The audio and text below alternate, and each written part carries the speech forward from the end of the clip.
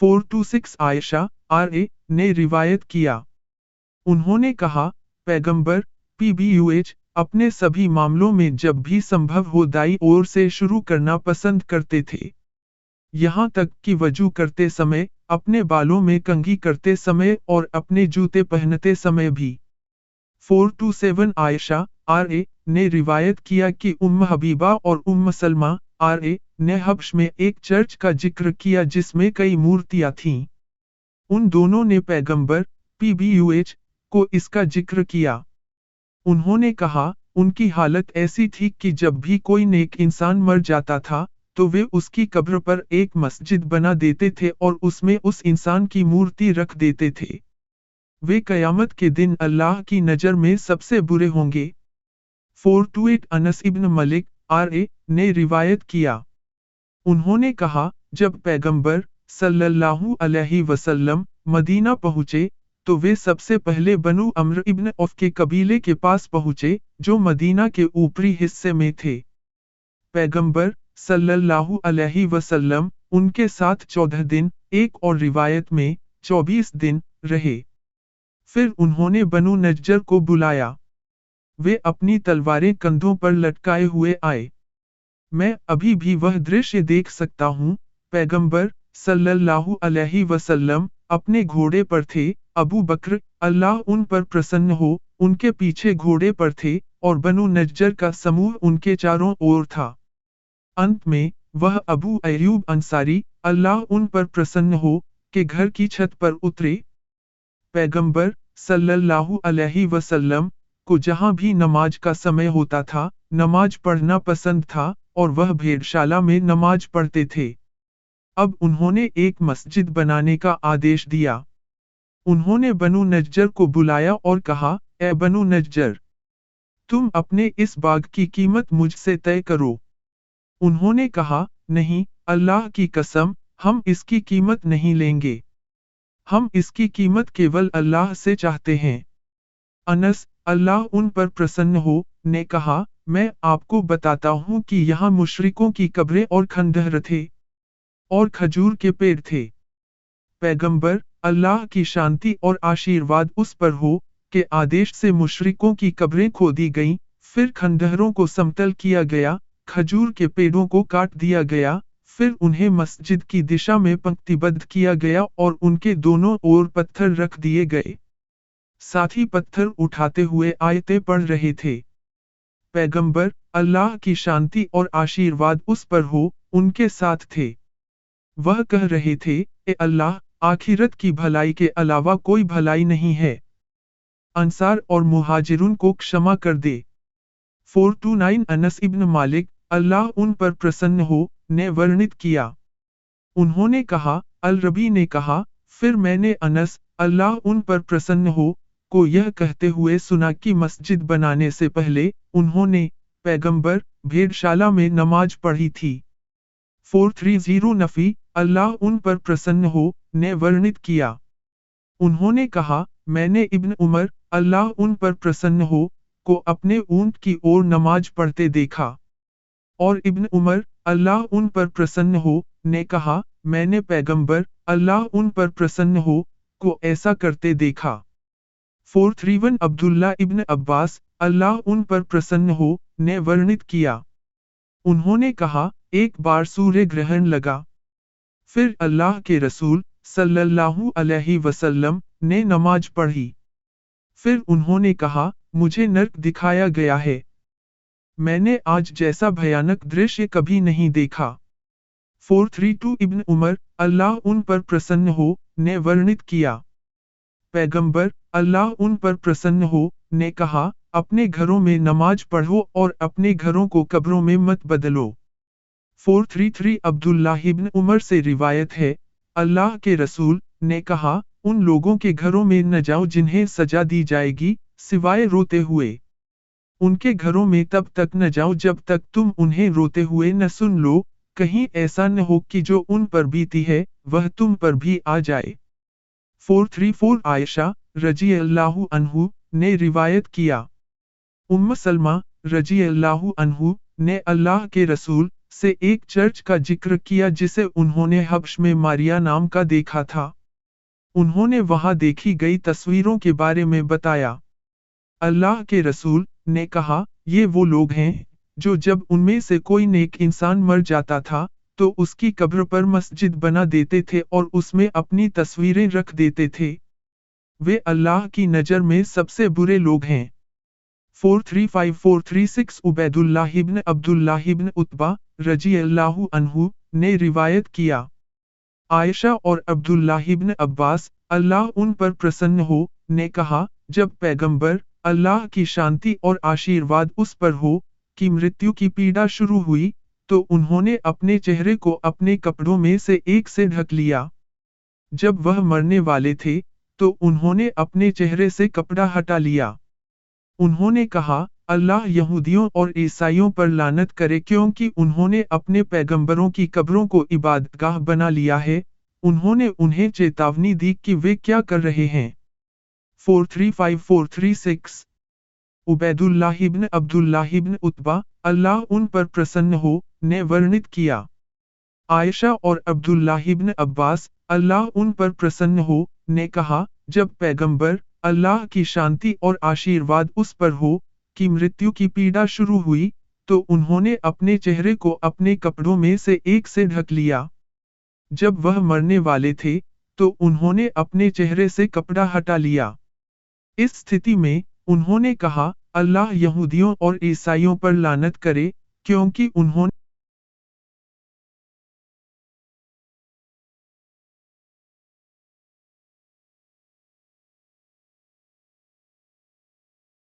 438 जाबिर बिन Abdullah R.A.. ने रिवायत किया। उन्होंने कहा, अल्लाह के रसूल ने कहा, मुझे 5 चीजें दी गई हैं जो मुझसे पहले किसी नबी को नहीं दी गईं।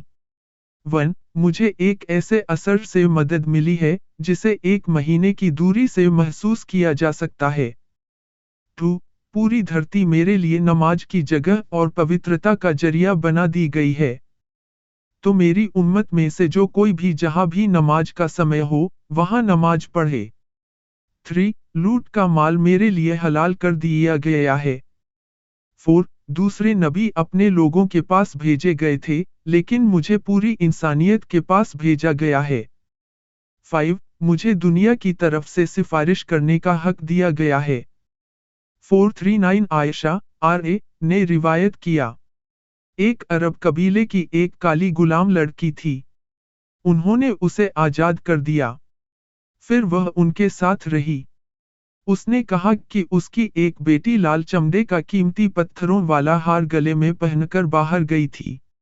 नौकरानी ने कहा, हो सकता है उसने इसे कहीं छोड़ दिया हो या यह कहीं गिर गया हो। फिर एक चील ने सोचा कि यह मांस का टुकड़ा है और उसे छीन लिया। दासी ने कहा, फिर कबीले के लोगों ने उसे खोजा लेकिन उन्हें वह नहीं मिला। इसलिए उन्होंने इसके लिए मुझे दोषी ठहराया। उसने कहा, उन्होंने मुझे खोजा, मेरे प्राइवेट पार्ट्स को भी। दासी ने कहा, अल्लाह की कसम, मैं उनके साथ खड़ी थी जब चील उड़ गई और हार गिरा दिया। उसने कहा, यह उनके सामने गिरा। मैंने कहा, आपने इसके लिए मुझे दोषी ठहराया। आपने मुझ पर शक किया, लेकिन मैं इसमें बेगुनाह हूँ। यह हार है। उसने कहा, फिर वह अल्लाह के रसूल के पास आई और इस्लाम कबूल कर लिया। आयशा, अल्लाह उन पर प्रसन्न हो, ने कहा, मस्जिद पैगंबर की में उनके लिए एक टेंट या शामियाना बनाया गया था। आयशा, अल्लाह उन पर प्रसन्न हो, ने कहा, वह दास लड़की मेरे पास आती थी और मुझसे बात करती थी। जब भी वह मेरे साथ बैठती थी तो कहती थी, हार का वह दिन मेरे रब का एक चमत्कार था। जान लो कि इसने मुझे अविश्वास के शहर से बचाया। आयशा, अल्लाह उन पर प्रसन्न हो, ने कहा, मैंने उनसे कहा, आपके साथ क्या बात है कि आप जब भी मेरे साथ बैठती हैं तो ऐसा कहती हैं। आयशा, अल्लाह उन पर प्रसन्न हो, ने कहा, फिर उन्होंने मुझे वह घटना सुनाई।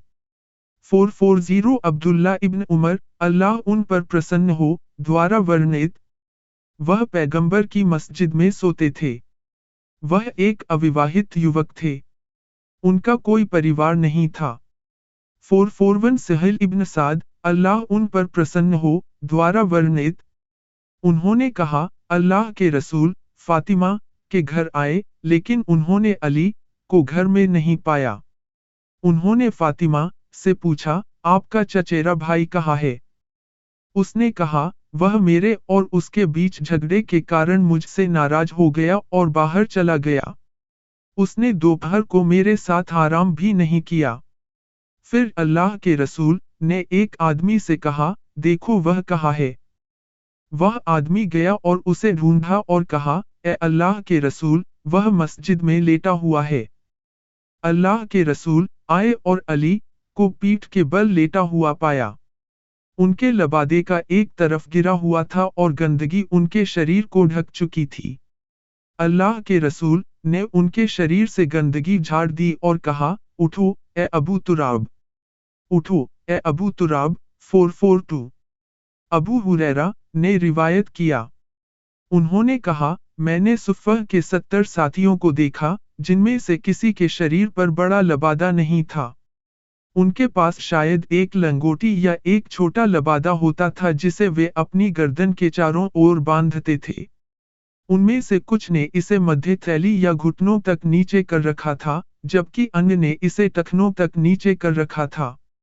वे अपने गुप्तांगों के दिखने के डर से अपने कपड़ों को अपने हाथों से पकड़ते थे। वह मस्जिद में था। रबी मिस्र, अल्लाह उन पर प्रसन्न हो, से वर्णित है, मुझे रबी मुहरिब, अल्लाह उन पर प्रसन्न हो, की चाश्त के समय के बारे में बात याद आई। पैगंबर, अल्लाह की शांति और आशीर्वाद उस पर हो, ने कहा, 2 रकात नमाज पढ़ो। जाबिर, अल्लाह उन पर प्रसन्न हो, ने कहा, मैंने पैगंबर, अल्लाह की शांति और आशीर्वाद उस पर हो, का कर्जदार था।